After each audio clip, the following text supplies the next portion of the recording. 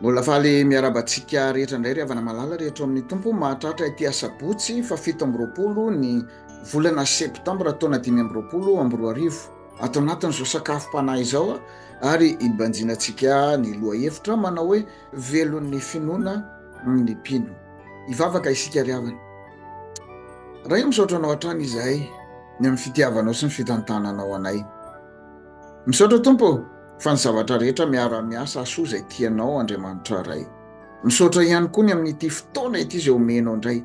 Azonay indray mihaino anao, mihaino ny teninao, miaina izany amin'ny fiainana andavanandronay mba ho fiainanao anay izany, fahasalamana ho an'ny nofinay rehetra. Dia mitenena ary Jehovah Tompo fa mihaino anao izay mpanomponao amin'ny anaran'i Jesosy Kristy zanakao ihany koa no hanonana izany vavaka izany. Amen. Ry havana malala rehetra amin'ny tompo ny sakafom-panahintsika amin'ity anio ity dia arak'izay hita ao amin'ny bokin'ny Habakoka. Habakoka any amin'ny testamenta taloha izany. Habakoka toko 2 andiny voalohany hatramin'ny 5. Habakoka toko 2 andiny voalohany hatramin'ny 5. Toy izao no fivakin'izany amin'ny anaran'i Jesosy. Hitsangana eo ambonin'ny fitazanako ary hijoro eo ambonin'ny manda. Hiandry hahitako izay holazainy amiko sy izay havaliny amin'ny fitarainako. Dia hanamaly ahy Jehovah ka nanao hoe soraty ny fahitana ka atao velona tsara ny soratra eo amin'ny fafana mba ho azo ny miazakazaka ho vakiana aza. Fa ny fahitana dia mbola ho amin'ny fotoan'andro ka mikendry ny farany izy ka tsy ho diso. Eny, na dia mitaredretra aza izy andraso ihany, fa ho avy tokoa izy ka tsy hijanona. Indro feno avinavina ny fanahiny ireny ka tsy mahitsy ao anatiny, fa ny marina ho levon'ny finoany. Ary koa mamitaka ny divay, ny olona miavinavina tsy mba mahatoetra, dia ilay mitantana vava tahaka ny fiaina tsy hita. Eny, hoy ny fahafatesana ka tsy mety voky, fa manangona ny firenena rehetra ho ao aminy sy mamoro ny olona rehetra ho ao aminy. Amen. Ray masino, manamasinanay amin'ny fahamarinana, ny teninao no fahamarinana. Amen. Hanapaka ao am-ponareo ny ry havana malala rehetra amin'ny tompo ny fiadanan'i Kristy. Amen. Ny bokin'ny Habakoka moa dia isan'ireo atao hoe mpaminany majinika ary teo anelanelany fitrandratan'ny Babilôna izay avy nandresy Asiriana sy ny Egyptiana sy ny fanafianan'ny Jerosalema. Teo zany ny bokin'ny Habakoka. Zany hoe ny Babilôniana teo tsy andaniny, ary teo ihany koa teo anelanelan'ny fandresen'ny Babilôniana sy ny fandehanana hanafika ny Jerosalema ny sin'izao Habakoka. Izao fotoana nampangitakitaka ny Israely zany no tena hoe ilazana zao, satria efa sady nyrearea be Babilôna no tena andalana andeha hanafika any Jerosalema. Mahatsiaro ny jalo ny mpaminany teto no ny fahitany an'izany hoe fahoriana izay hanjo ny firenena izay sy ny mbola fahotana ataon'ny zanak'Israely ihany, ary mitaraina amin'Andriamanitra noho izany ny mpaminany eto amin'ity soratra masina eto amin'ny Habakoka manontolo mihitsiny. Fa raha mijeritsika manko, asiana fampianarana kely, raha mijeritsika ny toko voalohany katrany amin'ny toko voalohany mihitsy moa zany, toko voalohany manontolo dia tena hoe fitarainana noho ny fahitana ny zavatra izay anjoan'ny Jerosalema, nefa mbola eo ihany koa ny fahitana ny fahotana izay ataon'ny vahoakan'ny Israely. fa manomboka amin'ny andininy faharoapolo eo faharoa kosa toko faharoa dia eo amin'izay no mitranga ilay valy tenin'ny Jehovah Andriamanitra ary hitantsika tsara moa zany ny andininy manomboka amin'ny andininy faharoa eo le miteny amin'izay Jehovah Andriamanitra. Ary ny toko fahatelo amin'io Habakoka io indray dia tena atao hoe salamy fiderana izay nataon'ny Habakoka.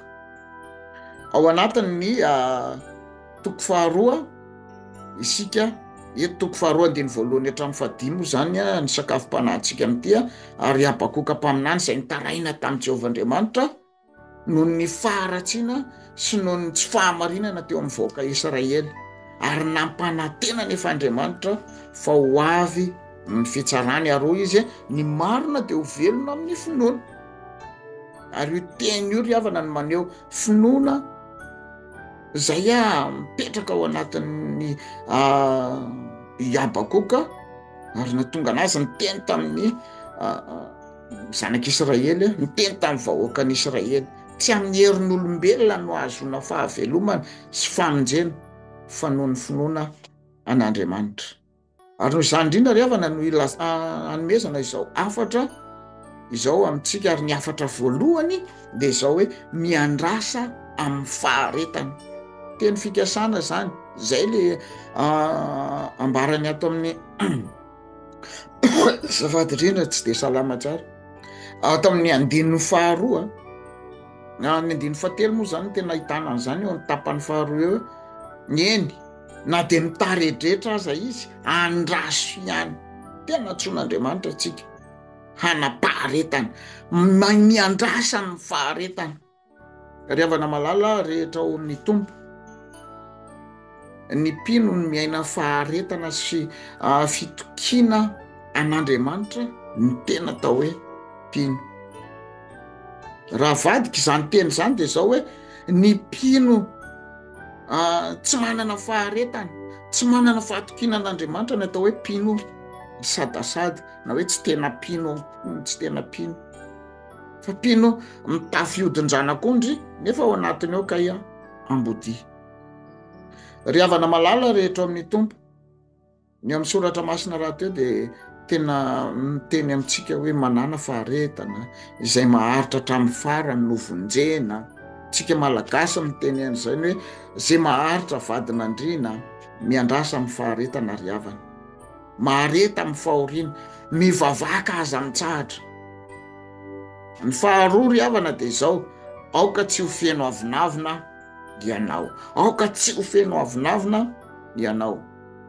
Eto manko ry havana rehefa niteny ny mpaminany Habakoka dia inona ny navalin'ny vahoaka an'izany dia avinavina. Inona ky ny idirako izy le fitenitsika tanora zay tena teny anavinavina fa aoka tsy ho feno avinavina ianao. Ny eto moa zany ny zanak'Israely niteneniny mpaminany Habakoka mba tsy hatonga amin'ny Babilôniana, mba tsy hatonga ny zanak'Israely ho resin'ny Babilôniana. Teny tamin'ny vahoaka ny mpaminany Habakoka, Andriamanitra mihitsy no miteny amin'ny vahoaka tamin'ny alalan'ny mpaminany. Ny fahotana sy ny firiariana dia mitondra faharavana. Ny fahotana sy ny firiariana dia mitondra faharavana. Ry havana malala rehetra amin'ny tompo ny zanak'Israely dia nanota fa mbola teo anatrehany izany koa mbola nisy ny avinavina sy ny firiariana hoe izay tsy matin'izany izay ny manana an'Andriamanitra nefa ny zareo manota. Inona ny vokany? Rava Jerosalema nalefa nakany amin'ny fahababoana tany Babilôna. Jerosalema ny vokatray. Aoka tsy ho feno avinavina ry havana, mihavana amin'Andriamanitra mandrakariva ary raha azonao atao ataovy izay havananao amin'ny olona rehetra. Ny fahatelo ry havana dia izao veloma amin'ny finoana. Le hoe veloma tsy hoe baibay fa aoka ho velona amin'ny finoana. Lay teny hoe finoana dia emona amin'ny teny hebreo dia entina ilazana indrindra finoana fanantenana ny zavatra izay tsy hita hoe tranga io, fanantenana ny zavatra izay fahatokiana ny zavatra izay omen'Andriamanitra anao ary izany fahatokiana zany de iainana amin'ny fahamarinana. Raha tenenina zany ianao hoe aoka ho velona amin'ny finoana de izao hoe aoka ianao hiaina finoanan'Andriamanitra tanteraka, fahatokisana an'Andriamanitra tanteraka, hiaino ny fahamarinana miaraka amin'Andriamanitra tanteraka. Ny tena fiainana ry havana de olona velona amin'ny finoana, velona amin'ny finoana fa tsy velona amin'ny fahatsapana, tsy velona amin'ny expérience. Ary izay no mampiavaka antsika amin'ny resaka siansa. Ny siansa vitaina aloha ny expérience, mivoaka le théorie sy ny rehetrarehetra rehefa avy eo. Ho antsika miaina ny finoana isika dia miasa rehefa avy eo, velona n'iny finoana iny avy eo. Hivavaka isika ry havana, ry Andriamanitra arainay tsy toa, misaotranao izahay fa ny marina tokoa no velona. Ary ampio izahay Andriamanitra mba hiandry ampaharetana ny teny fikasanao. Ampio izay Andriamanitra mba tena hanana faharetana amin'ny fivavahana aminao, ary ataovy hatrany ny velomanay amin'ny finoananao, ka hanalaviranay ny avinavina, ny firiariana. Raha misy riarianay ianao Jesosy Kristy, lay nandresy ny fahafatesana, zany no aoka ho riarianay. Miaraha aminay Andriamanitra, meo anay ny fanetretena avy aminao amin'ny anaran'i Jesosy. Amen. Iny ry havana, samita in'Andriamanitra indray antsika rehetra.